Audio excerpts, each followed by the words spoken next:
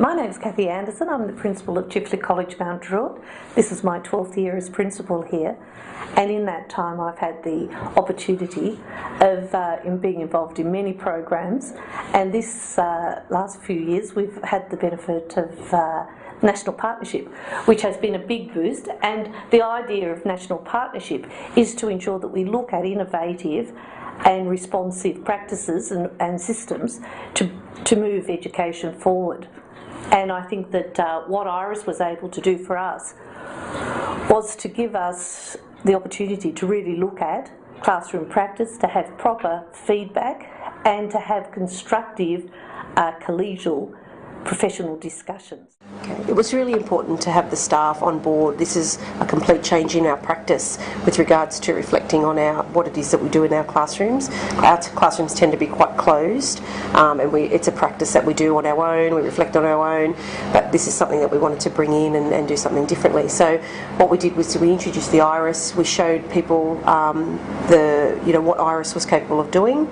We also focused very much on the research that indicated the biggest thing that was going to influence a teacher's change in practice was our own self-reflection, and the IRIS allowed us to do that self-reflection with so much more information because it was there at a fingertip that we could watch in the comfort of our own homes using the internet and using the IRIS. In terms of the whole school interventions, the literacy program has been amazing through using IRIS. We've been able to not only use it in the classroom but also record all of our conferences as well, which is a great resource for all our staff. They're able to, for example, if we revisit a particular component such as the Super 6, they can just go through the library, find Super 6 and watch that before our new launch day or our revision day, or any of those particular ideas have been really good. When I did it, I found I was spending too much time at the front of the room and not really walking around. So the next lesson I went in and sort of made a conscious effort to actually get down to everyone in the room to make sure the ones at the back were working. I also found that I went too fast into instructions without having the kids settle down, so I had to keep repeating myself. So I took a bit, with my volume. I made sure the class was settled before I could deliver the instruction, and I ended up just doing it once or twice. It really has enabled us to pinpoint particular phases of lessons and techniques, and whereas before we'd identify it and then it's a bit of a dry conversation afterwards and you're not always sure if the person receiving the feedback understands exactly that moment that you're talking about, but when it's there in black and white in front of you, or colour, it's very simple. Yeah. So once staff were aware of what the IRIS unit was to do, all staff were invited, so it didn't matter what position you held in the school, everyone was invited to participate in the creation of our own school's protocols and how IRIS was going to be used in our school. And so we created those protocols. The focus was very much on that this IRIS was to be used as a teaching improvement tool, and this was to encourage self-reflection to increase and improve the quality of our teaching. Our faculties embrace it and have started using the IRIS regularly. Across the school, I've set up some groups with mostly new scheme teachers and then some more experienced teachers to oversee and work as mentors in small groups.